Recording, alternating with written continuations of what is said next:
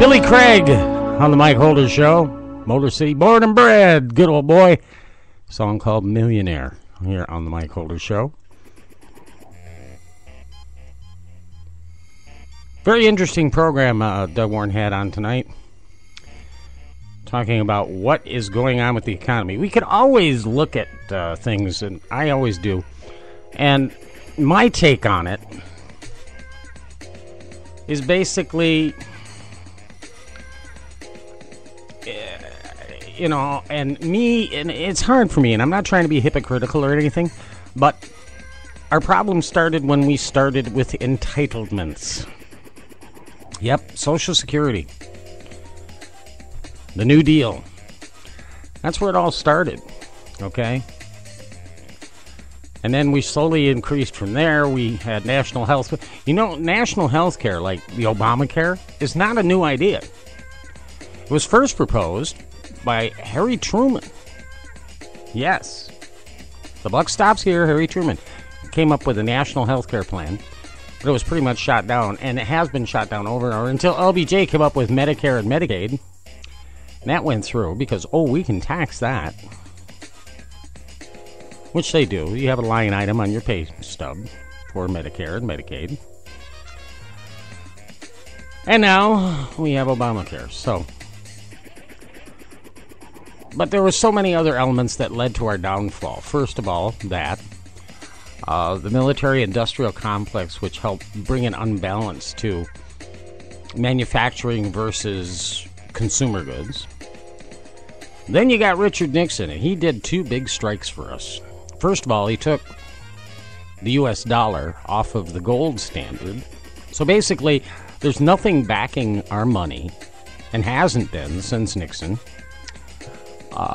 Basically, it's a promise. Okay, we promise it's worth this much. And our promises were built on debt. And then the other part of the shoe that he did was he opened the door for China. And China basically has proved to us that they don't play fair. So, enough of that. And that's where we are today. We're at a place where our Treasury Secretary says, we don't need a debt ceiling, just make it unlimited. We'll just borrow what we need. Yeah, okay. Isn't that what's happening in Europe right now? With the euro? And that's getting worse and worse. But, like I said, there is hope. And I promised I would speak on that. I'm going to. So where's the thankfulness? You read all these stories, like food pantries running out of food, more Americans on food stamps. Then you have stories like this one. Originally, there was this Senate bill that was introduced. It was a proposed law that it was originally written to increase Americans' email privacy. However, law enforcement complained. Now the bill increases government access to your email and other digital files. It was originally touted as protecting Americans' email privacy and has been quietly rewritten, giving government agencies more surveillance power than they possess under current law. Now, this new bill will authorize warrantless access to Americans' email. A vote on this bill is coming up next week. Allow more than 22 agencies, including the Securities and Exchange Commission, the financial people, the FCC, to access Americans' email, Google Doc files, Facebook wall posts, Twitter direct messages without a search warrant. Also gives the FBI and Homeland Security more authority, in some circumstances, to gain full access to internet accounts without notifying either the owner or a judge. A lot of proposed amendments rewritten in this law, and it's a dangerous one. Hope it doesn't go through. Because the U.S. government wants to get everything in the internet, and they know the internet is the new gold mine of information, whether it's information on its own citizens or even information on its own allies. There's a report out. French officials are accusing us, the United States, of hacking French computers. Sarkozy's computers were supposedly hacked found with the hallmarks of the Trojan called Flame, which allegedly was created by a U.S.-Israeli team to target Iran's nuclear program. And of course, the French officials, they're pointing the finger at the United States. The United States, of course, denies it to an extent, but there really is no comment either. Big Sis, Janet Napolitano, reportedly didn't deny the allegations when asked point blank about them. Her quote was, "We have no greater partner than France. We have no greater ally than France. All right? We cooperate in many security-related areas. I'm here to further reinforce those ties and create new ones." When asked about the virus, the Flame and the Stuxnet viruses, the ones that are supposedly being attributed to a U.S. and Israeli joint effort, she just basically said they've never been linked to the U.S. government. So she did not deny it. She just denied the fact that, she just reaffirmed the fact that they haven't really been directly linked yet, except through Israel, which basically said, hey, you guys helped us build this thing. It's amazing.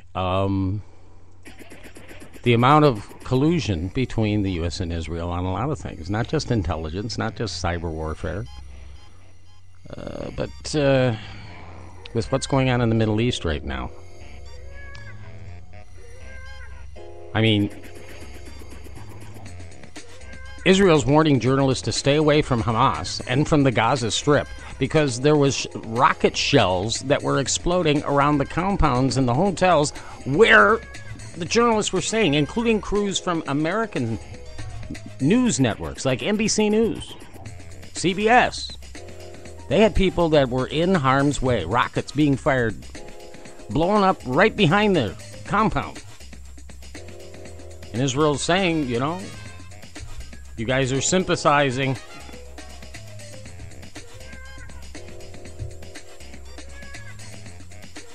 And it's getting crazy.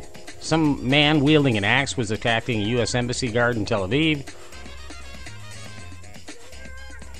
And this Iron Dome that Israel is using to defend itself against the missiles could be a very dangerous thing down the road. Plus, now they develop an app where it's helping on their smartphones. Israelis can track missile fire.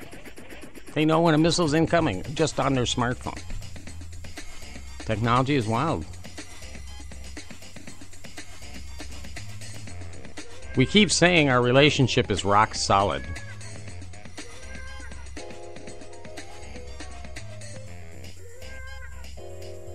But at the same time, we're seeking a peace, which we should. We need to. So we'll see. Oh, by the way, in other news, that Price is Right model that was suing Bob Barker in the show, she won her suit. Took long enough. Finally, looking down the road, back at my hometown, Detroit, the motor capital of the world. They were supposed to get $10 million in a cash infusion from the state government if they were to approve contract to hire a law firm to help the city overhaul its finances. Well, city council rejected that.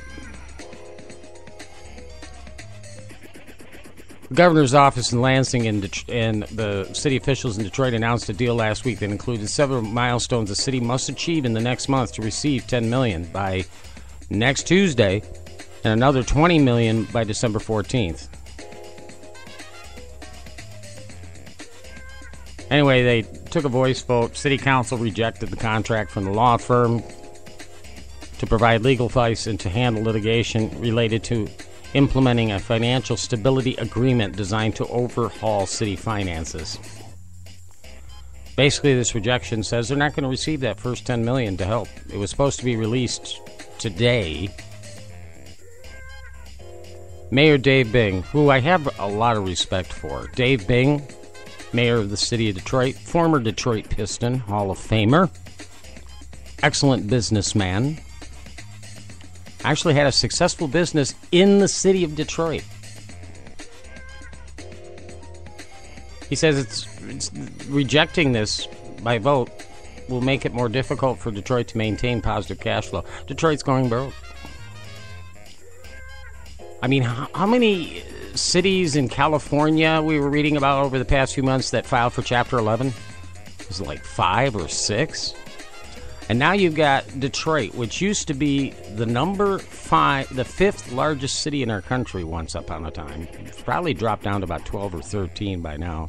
Probably close to 15, who knows. Population used to be over 2 million people in the city of Detroit back in the mid-60s. Now it's less than, I think, 900,000.